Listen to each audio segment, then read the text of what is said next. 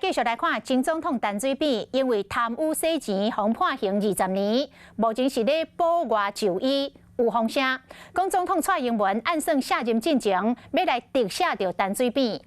总统府是回应讲，现阶段入场有完是确保着陈水扁的健康得到妥善的照顾，而且依照着相关的法规来办理。真巧合的是，阿扁前总统今仔日伫个社群平台打出着一张甲总统府合成的相片，佮比出一个手指头仔的爱心，引发着各界的猜测甲议论。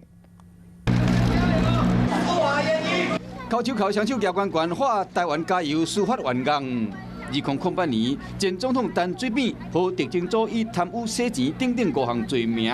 掠去关6年外。2015年，法务部核准保外就医到即马，风声讲蔡总统卸任进程要甲特赦。但前总统透过社群媒体发声，打出一张甲总统府合成的相片，佮比爱心写讲袂烦恼调下野大，相信台湾人民是政府最大的后盾。小英总统来启动特赦咱干妈非常的高兴。我个人立场本来就支持陈总统要特赦，因为我个人认为从头到尾这是个政治事件。因为是陈水扁医疗小组调入人的陈教组对特赦案乐观其成，不过国民党有无同款的看法？11亿其实呢，通通都要还给陈水扁，这样可以吗？所以我觉得这个说法是不是